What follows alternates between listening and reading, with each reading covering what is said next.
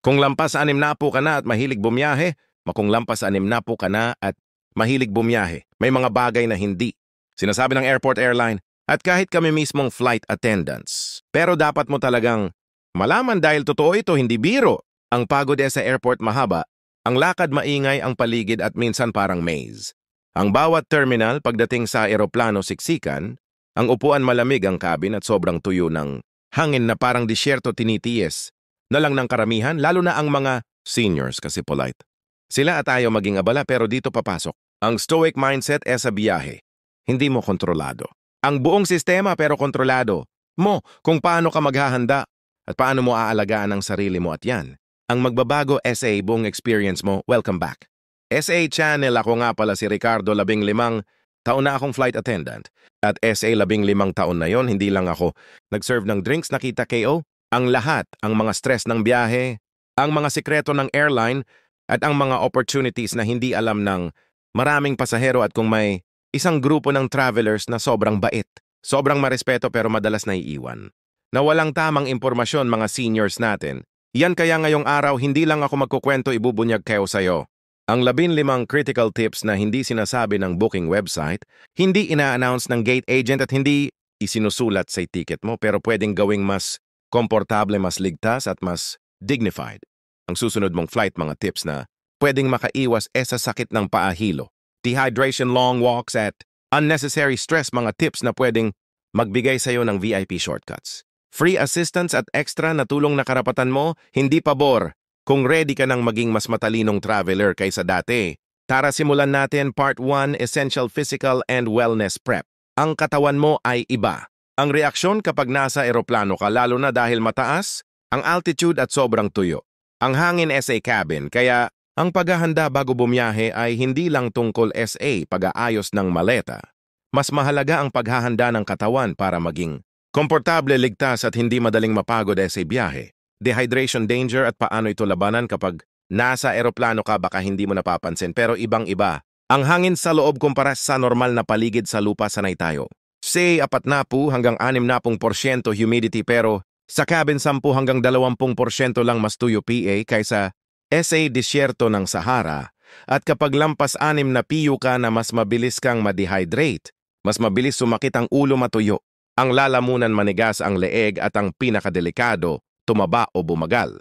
Ang daloy ng dugo na pwedeng magdulot ng DVT, deep vein thrombosis, dito papasok. Ang stoic principle, hindi pwedeng ipagwalang bahala. Ang katawan nito, ang sasakyan mo sa buhay, kaya ang dapat gawin una, huwag maghintay sa drink service. Hindi ito buffet na may scheduled na oras, pwedeng tumawag, pwedeng mag-request, karapatan mo. Ang tubig, pangalawa, magdala ng empty reusable bottle pagkaakyat at pag-cruising. Altitude, lumapit ka flight attendant at sabihing, "Hi, could you kindly fill this with water?" Gagawin nila yan, mas gusto PA nila na isang refill lang ang kukunin mo kaysa pa ulit-ulit na iabot ng cup. Pangatlo, may rhythm. Ang pag-inom sa eroplano bawat 60 hanggang 70 minuto kahit hindi ka nauuhaw. Bakit? Dahil late sign. Ang uhaw, ibig sabihin dehydrated ka na bago mo PA maramdaman. At hindi ito tungkol sa pagiging demanding. Ito ay tungkol sa pagprotekta sa sarili, lalo na kung may edad na compression socks is non-negotiable. Maraming seniors ang iniisip na ang compression socks ay para lang say may varicose veins, 0 may medical condition.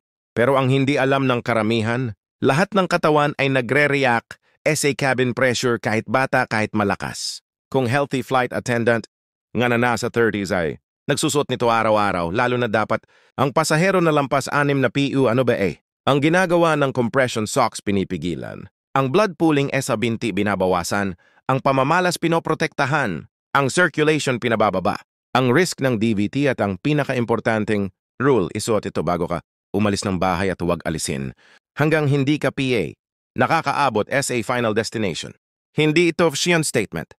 Hindi rin ito arte, ito ay preventive health measure. Kung may maliit na hakbang para maiwasan ang malaking problema, gawin agad. Medication, mishap luggage, carry on ito. Ang isa sa pinaka-nakakatakot at pinakakaraniwang nangyayari sa seniors na iiwan, nalalagay sa wrong bag o nananakaw. Ang gamot at kapag emergency, paano na tandaan? Ang check-in luggage ay hindi katawan mo, hindi mo hawak, hindi mo bantay, hindi mo kontrolado, kaya ito Ang golden rule essential medications is never ever SA check-in, dapat nasa carry-on. Maintenance medicine, emergency medicines inhaler, blood sugar tablets heart, medication anything na kailangan mo within 2 hours at para mas safe. PA maglagay SA wallet ng maliit na papel na may nakasulat pangalan ng gamot dosage, schedule ng pag-inom, pangalan ng doktor optional. Bakit? Kung sakaling hindi ka makapagsalita due to panic stress or health incident, ang listahan ang magsasalita para sa'yo. Bonus fact na hindi alam ng karamihan. Ang medically necessary liquids ay pwedeng kahit lampas 100 mililitro, hindi yan kukunin ng TSA or airport staff. Karapatan mo. Yan makikita mo dito ang stoic lesson. Ang paghahanda ay respeto, SA sarili bathroom strategy, aisle seat. Priority, alam nating lahat na habang tumatanda mas kailangan nating gumalaw, mag-stretch, mag-CR at umiwas sa discomfort. Pero ano? Ang madalas ginagawa ng seniors, tahimik, tiis, polite, ayaw abalahin ang katabi. Pero ang hindi nila alam, mas mahirap sa crew kapag nahihirapan ang pasahero. Kaya kung alam mong madalas kang tatayo, huwag kang pumayag na malagay sa gitna o window seat na parang nakulong ka, upuan sa pasilyo dapat. Hindi ito luho, ito ay medical need. Kung hindi mo mabook online, walang problema, gawin ito bago ang boarding. Lumapit sa gate agent at sabihin, "Hi, I need to get up frequently for circulation. Do you have available aisle seat?" Usually, i-assign nila ito kadalasan for free. Lalo na kung may available pang upuan.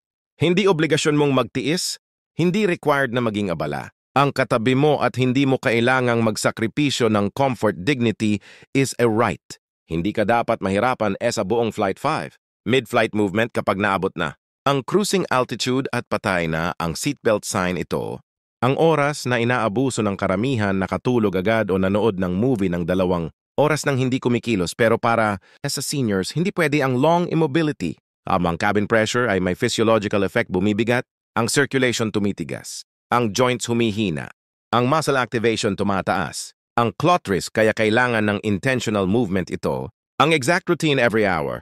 Gawin ito 10 heel raises, 10 ankle circles clockwise, ankle circles counterclockwise. Ito ang immediate benefits, pinapagalaw ang calf muscle body's natural blood pump, pinapabilis ang blood flow, binabawasan ang leg stiffness, pinoprotektahan ang puso at ugat. Kung steady ang pakiramdam mo, lumakad papunta sa galley, at kapag nasa likod ka na, pwede mong kausapin ang crew. "Hi, would it be okay if I hold on to this while I stretch a little?" I assure you, mas gusto nila na nakikita kang ligtas kaysa bigla ka na lang manghina o manikip ang paa. Ito ang stoic lesson dito. Ang kalusugan ay choice na inuulit-ulit.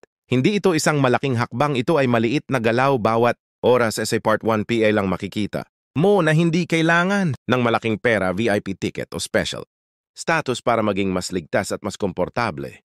Ang flight mo kailangan lang ng tamang paghahanda, tamang awareness, tamang paghingi ng tulong. Dahil kahit hindi natin kontrolado ang turbulence, ang delayed boarding at ang dry cabin air, kontrolado mo kung paano mo po protektahan ang sarili mo. At sa edad lampas 6 na PU, karapatan mong bumiyahe ng hindi nagsasakripisyo ng kalusugan. At Dignidad Part 2 Airport Navigation Hacks. Ito ang VIP shortcut. Sa totoo lang, ang airport ang pinakanakakapagod na parte ng biyahe. Maingay, mahaba ang lalakarin at lahat nagmamadali. Nakakapagod ito kahit para sa mga batang crew. Pero sa mga simpleng tips na ito, mababawasan ang stress at ikaw ang uunahin. Sa proseso 6, free wheelchair and escort assistance. Ang VIP shortcut na hindi sinasabi ng airport. Maraming pasahero lampas 6 na po ang nahihiyang humingi ng wheelchair assistance dahil iniisip nila na pang may sakit lang ito, o baka isipin ng tao mahina na ako.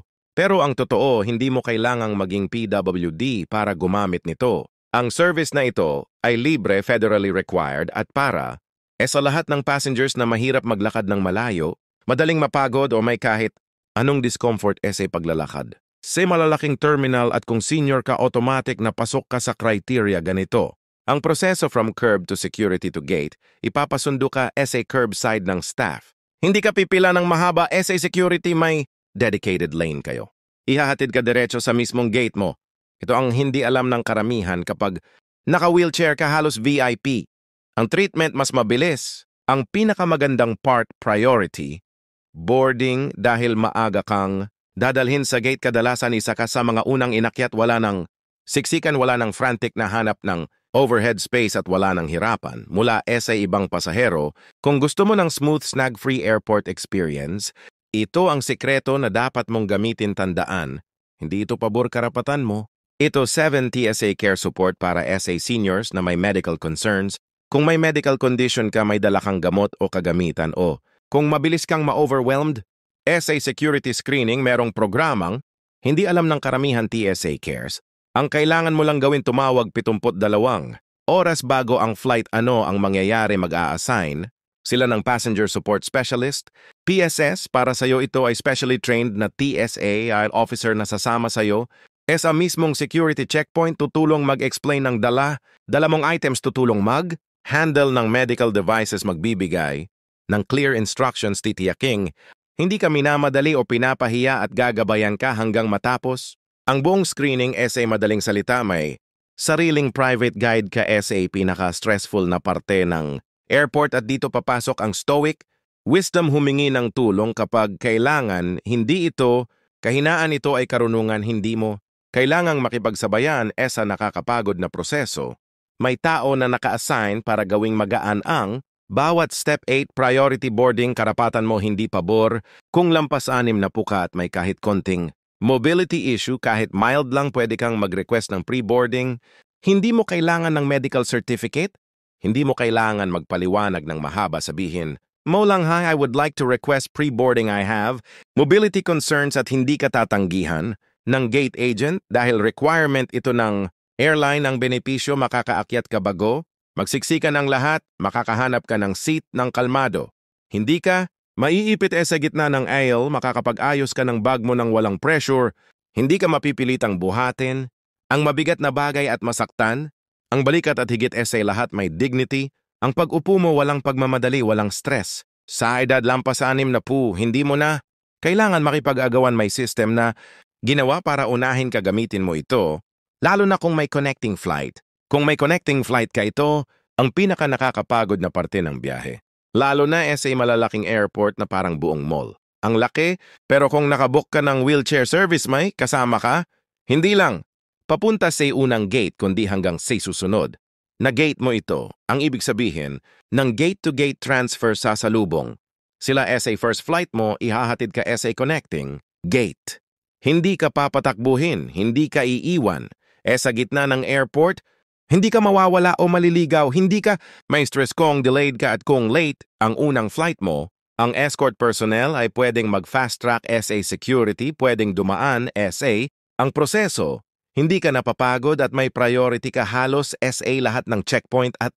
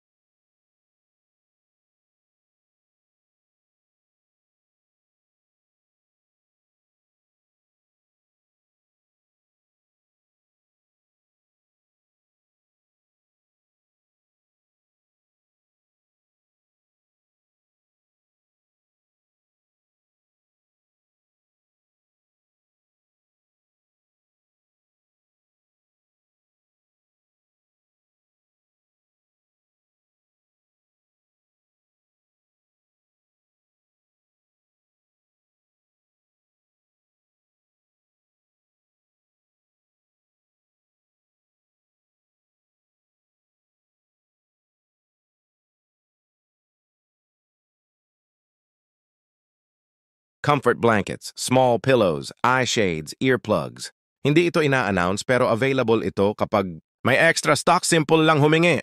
Kahi, do you have an extra blanket or pillow mas inuuna? Ang seniors, bakit kasi mas mabilis silang giniginaw, mas kailangan nila ng neck support at mas prone sila sa discomfort kapag matagal ang upo. Hindi ito special treatment, ito ay reasonable accommodation kapag malamig. Ang cabin o kung gusto mong suportahan, ang likod mo sabihin mo lang, kung may natitira pang blanket, sayo ibibigay. Yan bago sa ibang mas bata, remember. In Comfort SA Flight ay hindi about luxury. Ito ay tungkol sa kalusugan at dignidad, free seat swaps for comfort or medical needs. Lalo na kung malayo ka sa CR kapag nasa maling upuan ka, halimbawa masyadong malayo sa lavatory, pwede kang humingi ng tulong para mailipat sa mas convenient na lugar pagkatapos ng boarding. Ito ang hindi alam ng maraming seniors kung may bakanting seat na mas malapit sa lavatory o mas maluwag o mas madaling galawan, may chance na ililipat ka ng crew libre. Bakit libre? Dahil kung medical or comfort need allowed. Ito, SA Airline Guidelines. Hindi mo kailangan i-explain ng mahaba, sabihin mo lang, "Hi, I have trouble walking long distances. Is there a closer seat available?" Kung may extra legroom seat na free, after takeoff minsan dun ka ilalagay, hindi guaranteed pero mas mataas. Ang chance para sa seniors, minsan kahit hindi mo bayad ang seat na yon, ma-upgrade ka dahil mas safe para sa'yo, mas convenient for the crew, mas maiwasan ang potential medical issue mid-flight. Ito ang flight secret na hindi ina-announce pero available. Sa'yo, assistance with seat mechanisms. Huwag pilitin, tumawag ka na lang, maraming seniors ang nahihirapang i-adjust. Ang recline button tray, table armrest, latch seatbelt. Extension, maluwag na seat buckle. Minsan sobrang stiff ng buttons, lalo na sa older aircraft. Hindi ito kasalanan mo, talagang matitigas sila minsan at kailangan ng tamang teknik. Ang pinakamalaking pagkakamali, pinipilit at doon nagkakasakit ang pulso, kamay at balikat. Kung nahihirapan ka kahit kaunti, pindutin mo lang ang call button. Walang nakakainis SA crew kung tumawag ka ng maayos. Ang ayaw nila ay iyong nagpipilit tapos biglang nasaktan. Sabihin mo lang, "Hi, could you help me adjust my seat? The lever feels a bit stiff." 2 segundo lang. Yan sa crew at kabisado nila ang bawat upuan, bawat latch, bawat trick para maayos. Ang seat mo mas ligtas, mas madali para SA kanila deplaning assistance, and door-to-door escort dignity until the last step. Pagdating ng landing, maraming seniors ang nagmamadali para makalabas. Pero hindi ito kailangan at minsan delikado, PA. Alam BA ninyo na pwedeng kayo ang huling lumabas ng hindi nagmamadali at may tulong mula sa crew. Kung mabagal kang tumayo, nahihirapang abutin ang bag o gusto mo lang ng extra time, sabihin mo lang, "Can I deplane last? I need a bit more time." Papabayaan ka nilang umupo hanggang SA lumabas ang lahat. After that, personally, kang tutulungan ng crew kunin ang bag mo, hindi. Ka nagmamadali, ihatid ka palabas ng aircraft door. At kung may wheelchair service ka, tuloy ito, aircraft door gate, baggage claim exit, sasakyan mo. This is called door-to-door assistance at free ito. Hindi ka iiwan ng staff hanggang hindi ka ligtas na nasa labas ng terminal. At ito, ang pinakamagandang parte, ito ang pinaka-dignified, pinaka-stress-free way para matapos ang flight mo. Hindi ka papayat ng lakas, hindi ka maghahabol ng tao at hindi mo kailangan makipagsiksikan. Ang buong part ay tungkol sa isang malaking prinsipyo. Ang dignity at comfort mo ay hindi bonus karapatan mo. Hindi mo kailangan magtiis, hindi mo kailangan magpakahirap at hindi mo kailangan mahiya. Ang eroplano ay hindi para sa bata lang. Ang eroplano ay para sa lahat, lalo na sa seniors na nagbiyahe na ng mas matagal, mas malayo at mas malalim kaysa sa karamihan ng pasahero. Kung may tulong na makakapagpagaan ng flight mo, humingi ka. At kung may comfort na dapat sa'yo, tanggapin mo. Yan ang tunay na stoic wisdom, alagaan ang sarili ng may tapang, may katalinuhan at may dignidad. Pagkatapos ng lahat ng tips na ito, may isang bagay na gusto kong i-emphasize. Ang biyahe mo bilang senior ay hindi dapat puro tiis. Dapat ito ay comfortable, ligtas at may dignidad. Maraming seniors ang tahimik lang sa flight, hindi humihingi ng tulong, hindi nagsasabi ng pangangailangan at hindi ginagamit ang mga libreng serbisyo na ginawa talaga para sa kanila. Hindi dahil ayaw nila, kundi dahil ayaw nilang maging abala. Pero ang totoo, mas madali ang trabaho ng crew kapag komportable ka, mas ligtas. Ang flight kapag hindi ka nagpipilit, mas maayos. Ang experience kapag humihingi ka ng tulong, Kung kailangan yan, ang stoic wisdom ng modernong paglalakbay, ang hindi mo kontrolado. Hayaan mo pero ang kaya mong ayusin. Ayusin mo, hindi mo kontrolado ang turbulence, ang sikip ng upuan or ang haba ng pila pero kontrolado mo kung paano mo ihahanda ang katawan mo, paano ka humihingi ng tulong. At paano mo poprotektahan ang sarili mo kung may hindi ka maabot, sabihin mo kung may masakit habang nakaupo, i-adjust natin. Kung gusto mo ng blanket or mas malapit na upuan, i-request mo. Kung gusto mong bumaba ng dahan-dahan, sabihin mo sa crew. Hindi ka pabigat. Ikaw ay pasahero na may karapatan sa comfort at respeto. Kung may kilala kang senior na mahilig bumiyahe, pakishare. Yung video na ito, SA kanila marami. SA mga tips na ito. Ang hindi nila paalam at baka ito ang magpabago sa susunod nilang flight. At kung gusto mo PA ng travel, secret straight from the cabin crew. Don't forget to subscribe. See you again at cruising altitude.